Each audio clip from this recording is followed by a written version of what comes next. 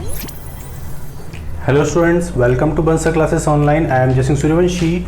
Last lecture में student हमने discuss किया था कि लीवर एक ग्लैंड की तरह एक्ट करती है।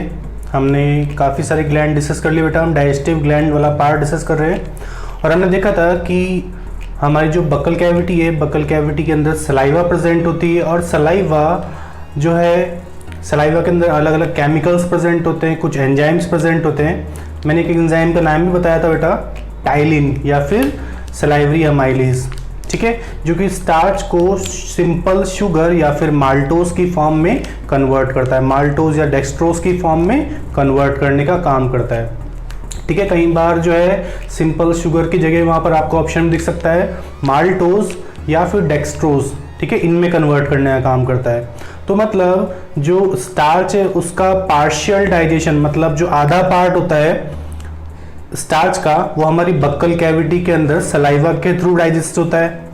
लेकिन फिर बाकी का पार्ट कहाँ पर होता है बेटा? तो सबसे ज़्यादा जो पार्ट डाइजेस्ट होता है स्टार्च का वो होता है बेटा पैनक्रियाटिक जूस के थ्रू। तो आगे हम पार्ट देखेंगे पैनक्रियाटिक जूस अभी आज की क्लास में। और इससे पहले हमने बकल कैविटी के बाद में डिस्कस किया था गैस्ट्रिक ग्लैंड।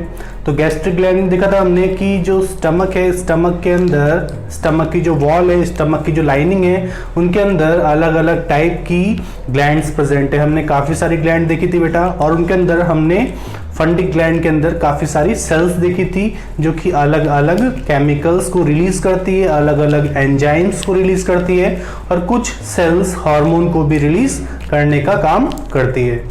क्लियर?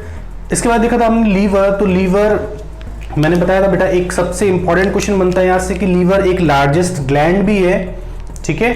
अब लीवर बहुत सारे फंक्शंस करती है। मैंने आपको बहुत सारा बताया था बेटा कि विटामिन्स बनाने का काम करती है, ठीक है, हमारी बॉडी के अंदर विटामिन्स को स्टोर करना, विटामिन्स को बनाना। साथ ही साथ में इंपॉर्टेंट है कि बाइल जूस का प्रोडक्शन भी इसी लीवर के थ्रू होता है और ये बाइल जूस फैट के डाइजेशन में बहुत ही इंपॉर्टेंट रोल प्ले करता है। हमने देखा था बेटा कि जो लीवर के थ्रू जितना भी बाइल जूस का प्रोडक्शन होता है, ये सारा बाइल जूस स्टोर होता है गॉल ब्लैडर में। जब भी इसकी रिक्वायरमेंट होती है तब ये वहां से रिलीज होके इंटेस्टाइन में, जो स्मॉल इंटेस्टाइन का ड्यूडेनम वाला पार्ट है, उसमें रिलीज हो जाता है, ठीक है, और फैट का डाइजेशन करता है। हमने विलाय देख लिए बेटा, हमने माइक्रो विलाय की स्ट्रक्चर देख ली कैसी होती है, क्या काम करते हैं विलाय, सरफेस एरिया को इंक्रीज करने का काम करते हैं ताकि ज़्यादा से ज़्यादा न्यूट्रिएंट्स एब्जॉर्ब हो सके। ये सारे पार्ट हमने कवर कर लिए थे। तो लीवर का जो बाइल जूस है बेटा, बाइल जूस के अंदर भी हमें देखने को मिलते हैं कुछ साल्ट्स और साथ ही साथ में पिगमेंट्स। यहाँ पर कोई एंजाइम प्रेजेंट नहीं होता है, ठीक है, बाइल जूस के अंदर कोई एंजाइम प्रेजेंट नहीं होता है। बाइल जूस इमल्सिफिकेशन करता है फैट्स का, ठीक है, फैट्स के जो बड़े बड़े ग्लोब्यूल्स होते हैं उनको छोटे छोटे पार्टिकल्स में कन्वर्ट करने का काम कौन करता है? यही बाइल जूस, ठीक है। तो बाइल पिगमेंट्स हमने देखे थे, दो तरह के पिगमेंट से इंपॉर्टेंट है, आप मार्क कर लेना उसको, स्टार मार्क, ठीक है, कई बार क्वेश्चन पूछा जा सकता है आपसे, ठीक है, बहुत ही इंपॉर्टेंट क्वेश्चन बनता है। वेट, हाँ बेटा, तो जो बाइल जूस है, बाइल जूस के अंदर हमने देखा था कि दो तरह के पिगमेंट्स प्रेजेंट होते हैं। एक पिगमेंट है बिलीरुबिन, दूसरा बिलीवर्डिन, ठीक है। तो बिलीरुबिन और बिलीवर्डिन मैंने बताया था आपको कौन कौन से कलर के हैं और यही बाइल पिगमेंट हमारे फीस को कलर प्रोवाइड करता है। जितना भी हमारा एक्सक्रीटरी वेस्ट है, जितने भी ह्यूमंस हैं, ह्यूमंस में या फिर जितने भी मैमल्स हैं, वहाँ पर एक्सक्रीटरी वेस्ट हमें दिखाई देता है यूरिया की फॉर्म में। हम सब यूरिया की फॉर्म में एक्सक्रीशन करते हैं। हमारा जो एक्सक्रीटरी वेस्ट मैटर है वो क्या है बेटा? यूरिया। तो ये भी क्वेश्चन बन सकता है, ठीक है। मैं आपको क्वेश्चंस बता रहा हूँ किस तरह के क्वेश्चंस फॉर्म हो सकते हैं, है ना, फ्रेम किए जा सकते हैं। तो आपको उन्हें गलत नहीं करना है। आपके काफ़ी सारे कॉम्पिटिटिव एग्जाम्स में इस तरह के क्वेश्चन पूछ लेता है, जैसे एनएसओ में इस तरह के क्वेश्चन पूछे जा सकते हैं, ठीक है। तो बेटा हम आगे डिस्कस करेंगे पैनक्रियास को। पैनक्रियास भी एक ग्लैंड है बेटा। हमने लीवर तक लास्ट क्लास में डिस्कस कर लिया था। आज की क्लास में हम डिस्कस करेंगे पैनक्रियास को। पैनक्रियास अब हमारा थोड़ा सा ही पार्ट रह गया इस चैप्टर का। इसके बाद जो एक चार्ट है वो हम डिस्कस करेंगे बाद में, ठीक है। तो वो चार्ट आपको पढ़ने के लिए है ना, उसका अभी सच यहाँ पर इस चैप्टर के अंदर कोई काम नहीं है, पढ़ने के लिए आपके, ठीक है, हम उसको भी डिस्कस कर लेंगे ऑरली, ठीक है। तो बेटा ये जो पैनक्रियास है, अब मैंने आपको बताया था लास्ट लेक्चर में कि दो टाइप की ग्लैंड होती है।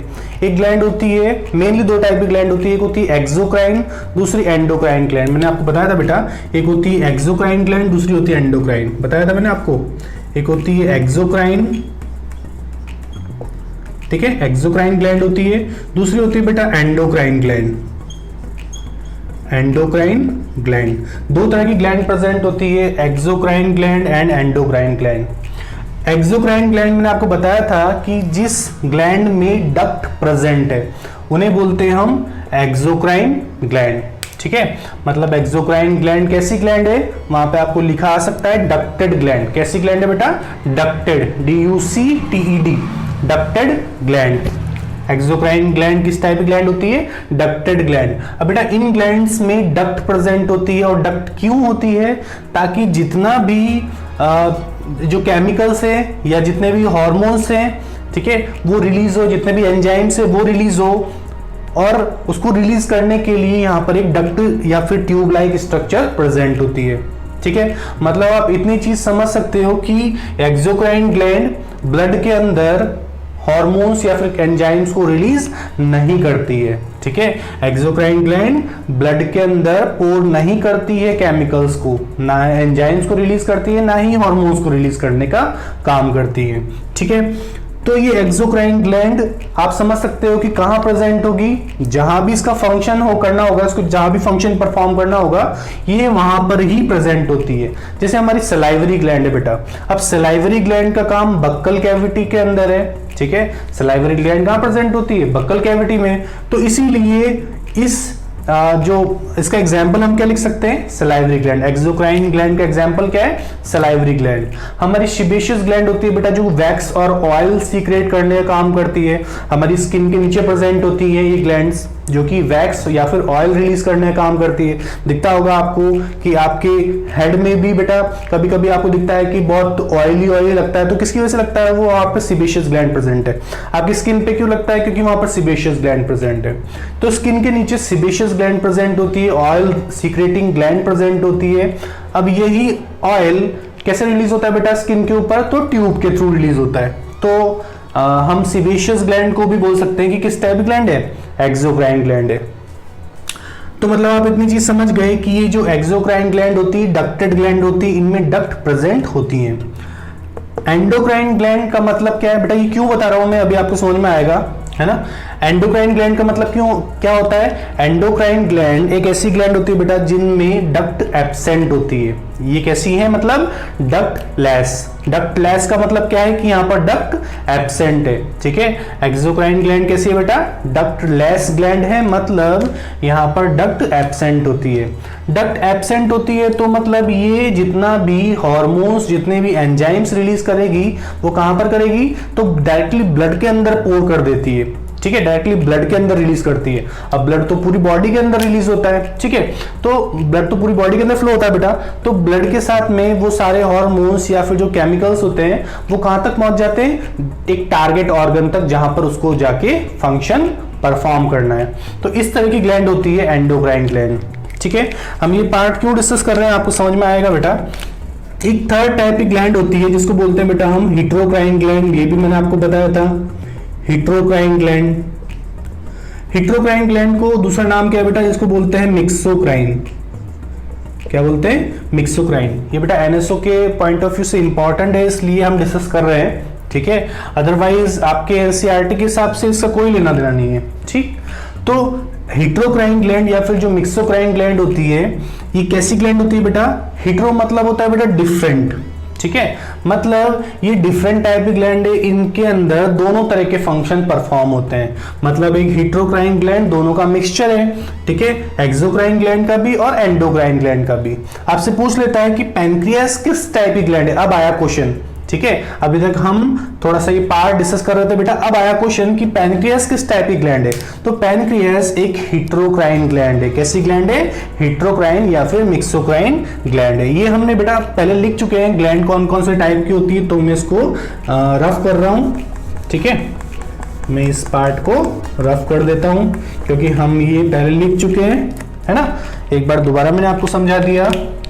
तो पॉइंट लिखते हैं बेटा कुछ। पैनक्रियास इज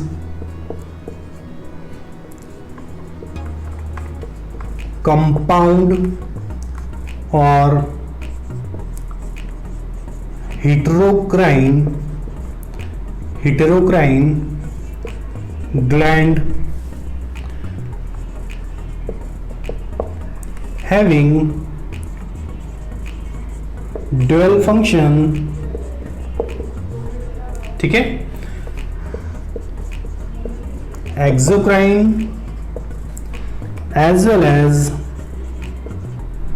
कैसी बेटा, एंडोक्राइन। मतलब ये जो पैनक्रियास है ये डुअल ग्लैंड की तरह वर्क करती है बेटा। कैसी ग्लैंड है, एक कंपाउंड या फिर हेटेरोक्राइन ग्लैंड होती है। कंपाउंड या हेटेरोक्राइन ग्लैंड का मतलब क्या है कि इसके दोनों तरह के फंक्शन परफॉर्म करती है। ये एक एक्सोक्राइन ग्लैंड की तरह भी वर्क करती है और एक एंडोक्राइन ग्लैंड की तरह भी वर्क करती है।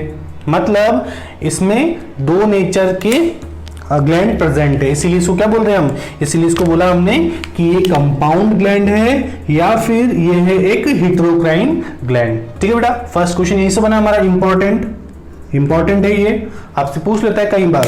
ठीक है, अब हम देखते हैं बेटा, अभी हमें चूंकि हम डाइजेशन वाला पार्ट पढ़ रहे हैं बेटा, अभी हमें एक्सोक्राइनल नेचर देखना है इसका। ठीक है, एक्सोक्राइनल नेचर देखना है, लेकिन फिर भी मैं आपको एंडोक्राइनल नेचर भी बता दूंगा कि एंडोक्राइन ग्लैंड की तरह ही कैसे वर्क करता है। अभी बस हमारा डाइजेशन वाला चैप्टर है तो हम डिस्कस करेंगे बस इसका एक्सोक्राइन नेचर। ठीक है, तो लिख लेते बेटा, पैंक्रियास प्रेजेंट कहां पर होता है, तो pancreas is located in the band of small intestine।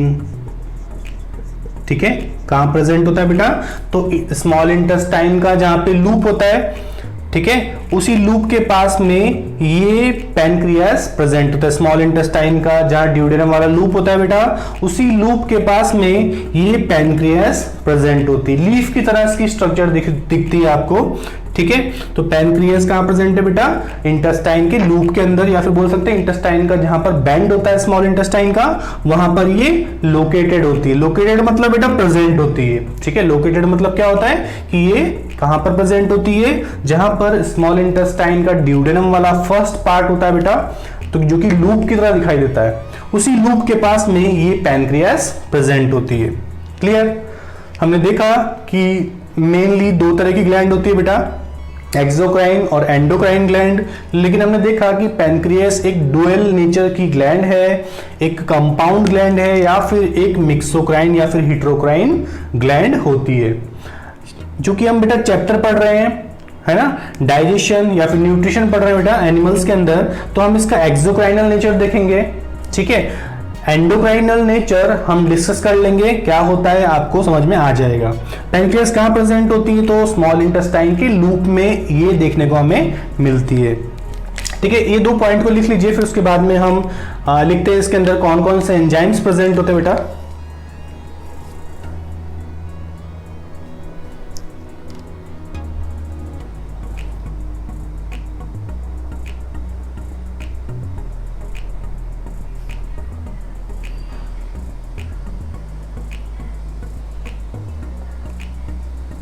बेटा इसको रफ कर रहा हूं मैं, लिखते हैं कुछ और पॉइंट, क्या क्या कौन कौन सी ग्लैंड प्रेजेंट होती है इनके अंदर, है ना। आपको पता है बेटा, पैनक्रियास पैनक्रियाटिक जूस रिलीज करता है।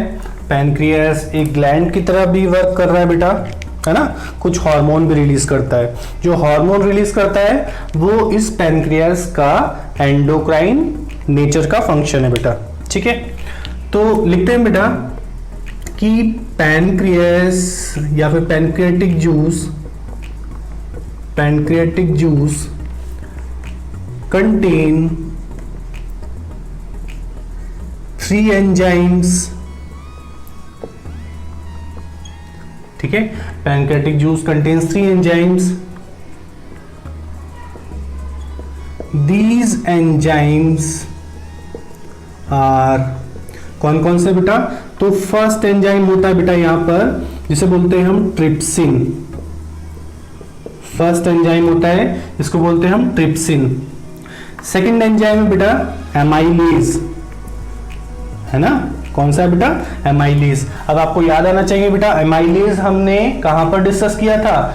कहां पर डिस्कस किया था बेटा? सलाइवरी एमाइलेज, है ना? याद है आपको? सलाइवरी एमाइलेज हमने डिस्कस किया था, जो कि सलाइवा के अंदर प्रेजेंट होता है, जिसे हम टाइलिन भी बोलते हैं। लेकिन ये जो है ये पैनक्रियाटिक एमाइलेज है। कई बार अगर आपको लिखा होता है तो पैनक्रियाटिक एमाइलेज या फिर सलाइवरी एमाइलेज लिखा होता है। सलाइवरी एमाइलेज सलाइवा के अंदर प्रेजेंट होता है और पैनक्रियाटिक एमाइलेज पैनक्रियास के पैनक्रियाटिक जूस में प्रेजेंट होता है। मतलब ये जो पैनक्रियाटिक जूस है इसके अंदर 3 एंजाइम्स प्रेजेंट है, पहला ट्रिप्सिन, दूसरा एमाइलेज और थर्ड एंजाइम होता है बेटा जिसको बोलते हैं हम लाइपेज। थर्ड एंजाइम होता है जिसे बोलते हैं हम लाइपेज। ठीक है बेटा? तो इस तरह के ये 3 यहाँ पर एंजाइम्स हमें देखने को मिलते हैं। अब ये फंक्शन क्या क्या करते हैं बेटा? तो हम फंक्शन डिस्कस कर लेते हैं कि ट्रिप्सिन क्या फंक्शन करता है बेटा। तो बेटा जितने भी प्रोटीन्स हैं, ठीक है, जो प्रोटीन्स हैं वो किस में टूटते हैं बेटा? वो टूटते हैं पेप्टोन्स में। ठीक है, किस में टूटते हैं बेटा? पेप्टोन्स में। ठीक है, पेप्टोन्स या फिर प्रोटीएजेस में। ठीक है, किस में टूटते हैं? प्रोटीएज में। अब इन्हीं को ये एंजाइम ट्रिप्सिन, ये जो बेटा एंजाइम है ट्रिप्सिन, ये इस पेप्टोन्स या फिर प्रोटीएज को किस में कन्वर्ट कर देता है बेटा? किस में कन्वर्ट करता है? तो ये कन्वर्ट करता है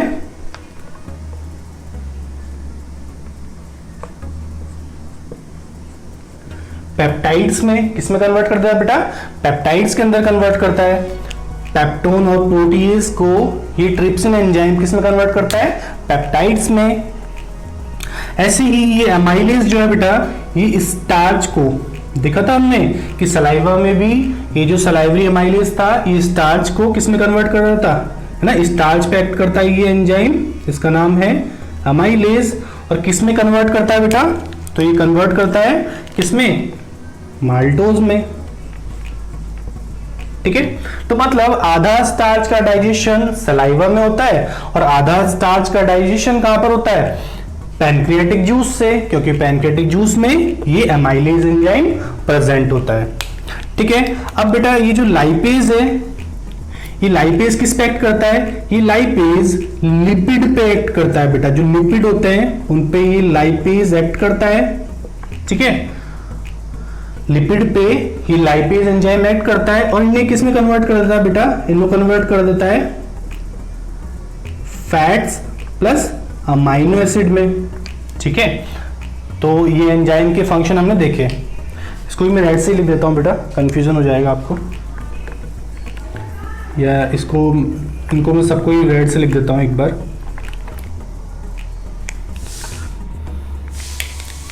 ठीक है, ट्रिप्सिन ने कन्वर्ट करा किसमें? पेप्टाइड्स में। ठीक है, स्टार्च को अमाइलेज ने किसमें कन्वर्ट करा? माल्टोज में। और लिपिड को लाइपेज ने किसमें कन्वर्ट करा? फैट्स प्लस अमाइनो एसिड में कन्वर्ट किया। ठीक है, ये नोट डाउन कर लीजिए बेटा।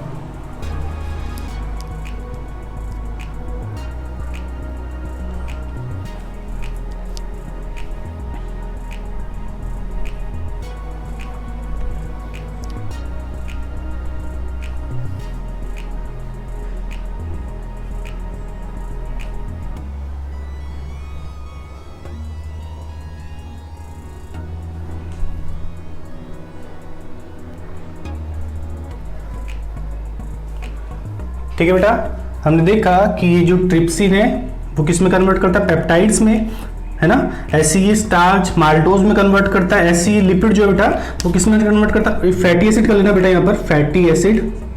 ठीक है, फैटी एसिड। और इसको बोलते हैं बेटा अमाइनो एसिड। किस में कन्वर्ट करता है? जो लाइपेज है ये लाइपेज फैट या लिपिड पे एक्ट करता है बेटा। ठीक है, या तो लिपिड या फिर बोल सकते हैं सिंपली हम फैट पे एक्ट करता है। और किस में कन्वर्ट करता है? तो फैटी एसिड और किस में?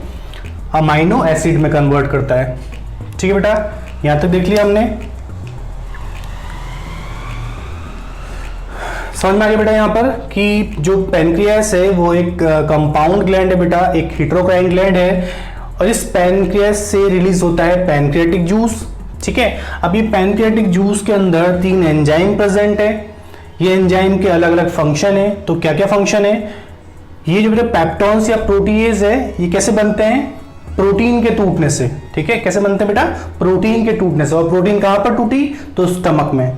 ठीक है, तो जैसे प्रोटीन टूटे स्टमक में, ये किस में बदल गए? पेप्टोन्स या प्रोटीएज में। अब ये और सिंप्लीफाई होंगे, और ज्यादा ये सिंपल न्यूट्रिएंट में कन्वर्ट होंगे। तो किसके थ्रू? ट्रिप्सिन के थ्रू। ट्रिप्सिन इनको किस में कन्वर्ट कर देगा? पेप्टाइड्स में कन्वर्ट कर देगा। ऐसे ही एमाइलेज जो है बेटा वो स्टार्च पे एक्ट करेगा। स्टार्च इस एमाइलेज एंजाइम के लिए एक सबस्ट्रेट है। इसी सबस्ट्रेट पे ये एमाइलेज एंजाइम एक्ट करेगा और इस स्टार्च को माल्टोज में कन्वर्ट कर देगा। ठीक है, अभी देखना आप माल्टोज आगे फिर ब्रेक डाउन होगा बेटा। ठीक है, इसके बाद में ये जो बेटा लाइपेज है, ये लाइपेज लिपिड या फैट पे एक्ट करेगा और इनको कन्वर्ट करता है बेटा फैटी एसिड और साथ ही साथ अमाइनो एसिड में। तो ये सब हमने पार्ट कवर कर लिया है।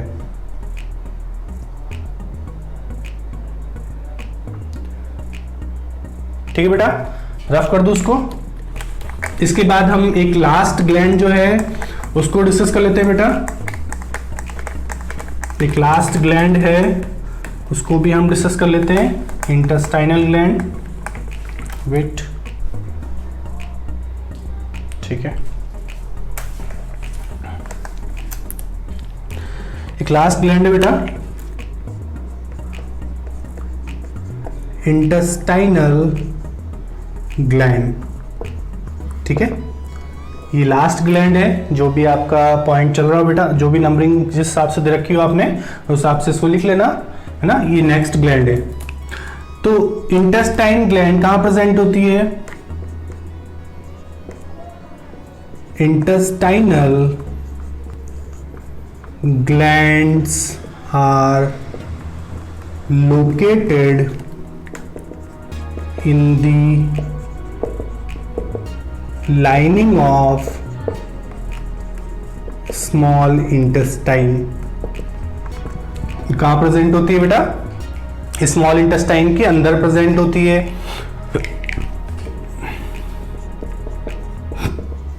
Intestinal gland secretes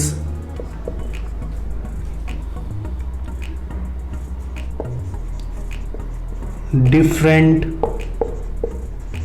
enzymes।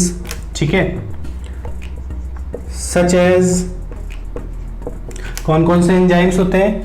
ठीक है, तो दीज एंजाइम्स आर, जैसे फर्स्ट बेटा जैसे माल्टोज है।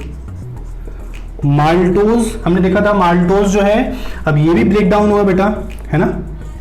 माल्टोज जो है वो किसके थ्रू ब्रेक डाउन होगा? माल्टोज पे एक्ट करेगा कौन सा एंजाइम?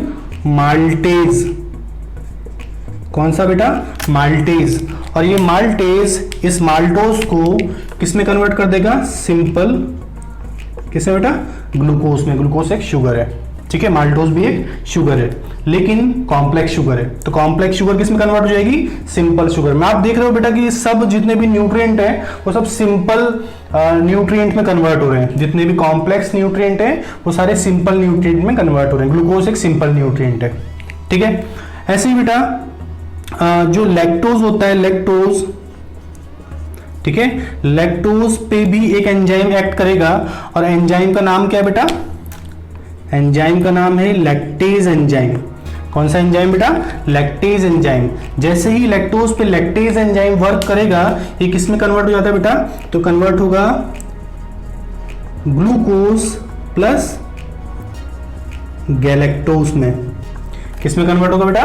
ग्लूकोज प्लस गैलेक्टोज में। माल्टोज माल्टेज एंजाइम के थ्रू ग्लूकोज में कन्वर्ट हुआ। ऐसे ही लैक्टोज लैक्टेज एंजाइम के थ्रू ग्लूकोज और गैलेक्टोज में कन्वर्ट हुआ। ठीक है, अब बेटा ये लैक्टोज कहां प्रेजेंट होता है?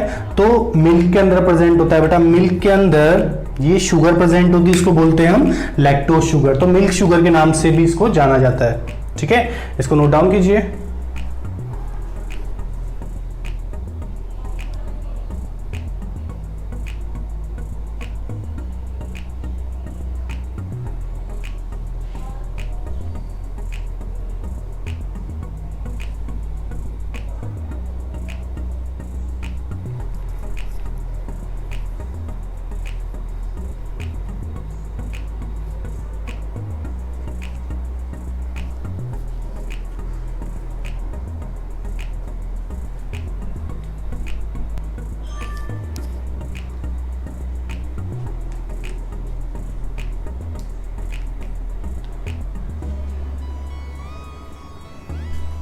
ठीक है बेटा, इसको रफ कर रहा हूँ मैं। एक दो और एंजाइम है, उसको भी हम लिख लेते हैं कौन कौन से एंजाइम्स हैं। फिर ये डाइजेस्टिव ग्लैंड वाला पार्ट भी हम ख़त्म कर देते हैं बेटा। ठीक है, तो बेटा हमने देख लिया कि लैक्टोज कैसे ब्रेक डाउन होता है। लैक्टोज एक मिल्क शुगर है बेटा, मिल्क के अंदर जो शुगर प्रेजेंट होती है। ऐसे ही हमने देखा कि माल्टोज भी ग्लूकोज में कन्वर्ट हो रहा है, ग्लूकोज एक सिंपल शुगर है। ऐसे बेटा जो सुक्रोज होती है, सुक्रोज है ना, सुक्रोज पे कौन सा एंजाइम एक्ट करता है? तो एंजाइम का नाम क्या बेटा? एंजाइम का नाम है सुक्रेज। कौन सा एंजाइम बेटा? सुक्रेज। और सुक्रेज के थ्रू ये सुक्रोज शुगर किस में कन्वर्ट हो जाती है बेटा? ये कन्वर्ट होती है ग्लूकोज प्लस ग्लूकोज, और किस में कन्वर्ट होती है बेटा? तो ग्लूकोज और फ्रक्टोज में कन्वर्ट होती है। फ्रक्टोज भी एक सिंपल शुगर है बेटा, फ्रूट के अंदर प्रेजेंट होती है। ठीक है, फ्रक्टोज शुगर कहां प्रेजेंट होती है बेटा? फ्रूट्स के अंदर। ऐसे ही बेटा जो फैट्स होते हैं, फैट्स भी ब्रेक डाउन होते हैं इस इंटेस्टाइन के थ्रू, है ना, इंटेस्टाइनल ग्लैंड के थ्रू जो इंटेस्टाइनल जूस रिलीज होता है। तो बेटा ये जो फैट्स हैं ये लाइपेज एंजाइम के थ्रू, कौन सा एंजाइम बेटा? लाइपेज एंजाइम के थ्रू। कौन सा एंजाइम है? Lipase enzyme. लाइपेज एंजाइम के थ्रू ये किस में कन्वर्ट होता है? ये कन्वर्ट होता है बेटा फैटी एसिड, फैटी एसिड्स में, प्लस ग्लीसरोल में कन्वर्ट होते हैं। किस में कन्वर्ट होता है बेटा? ग्लीसरोल में। तो हमने देखा कि पैनक्रियास के अंदर भी काफी सारे एंजाइम्स प्रेजेंट है, ऐसे ही इंटेस्टाइन के अंदर भी काफी सारे एंजाइम्स प्रेजेंट होते हैं। ठीक है, इसके बाद हम पार्ट लिख लेते हैं बेटा। एक छोटा सा है कि जितने भी हर्बीवोरस एनिमल्स हैं, जितने भी ऐसे एनिमल्स हैं जो कि ग्रास ईटिंग एनिमल्स हैं, उनमें स्टमक के डिफरेंट पार्ट्स होते हैं। छोटा सा टॉपिक है, हमें बस स्टमक के पार्ट्स देखने हैं, तो हम लिख लेते हैं। ये आपने लिख लिया होगा, मैं इसको रफ कर रहा हूँ। ठीक है,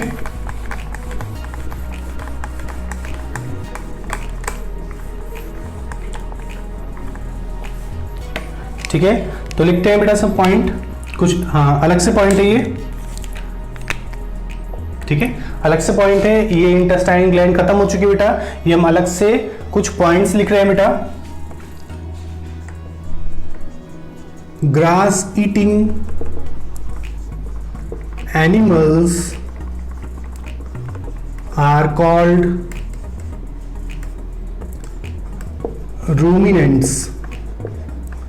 ठीक है, जो ग्रास ईटिंग एनिमल्स होते हैं बेटा, आपको पता है ग्रास खाने वाले कौन कौन से एनिमल्स हैं, तो इन्हें बोलते हैं हम रूमिनेंट्स। और क्यों कहा जाता है बेटा इनको ruminants?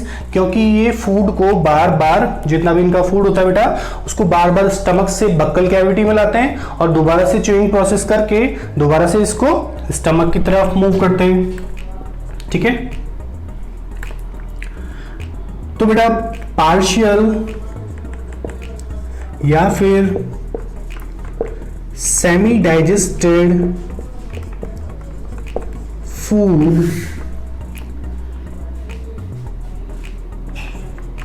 For chewing is called कड। ठीक है, जो ये फूड को बार बार च्यूइंग करते हैं बेटा, इससे फूड को क्या बोलते हैं हम? कड। और जो च्यूइंग करने का प्रोसेस होता है बार बार अगेन एंड अगेन, जो च्यूइंग का प्रोसेस होता है बेटा, उसको बोलते हैं हम रूमिनेशन प्रोसेस। ठीक है, तो ये आपको पता है, इसीलिए इनको क्या कहा जाता है बेटा? इसीलिए इनको कहा जाता है रूमिनेंट्स, क्योंकि ये रूमिनेशन प्रोसेस करते हैं, बार बार फूड को चबाते हैं। ठीक है, stomach in grass eating animals is differentiated into,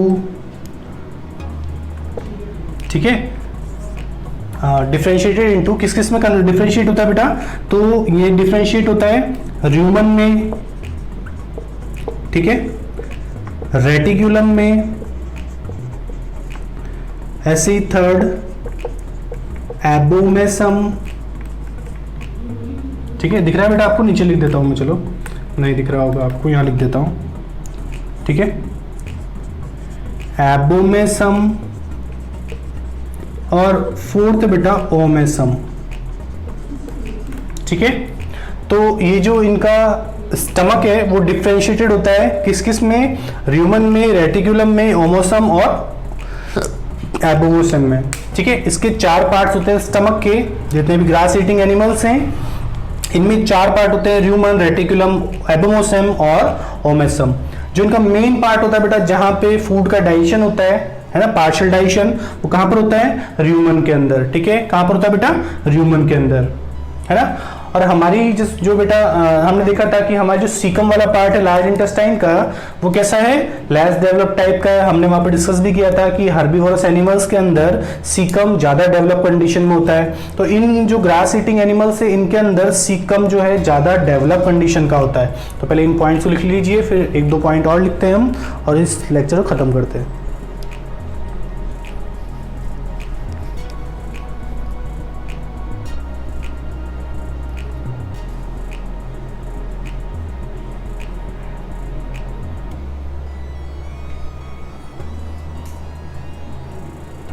ठीक है बेटा, रफ कर रहा हूं उसको मैं,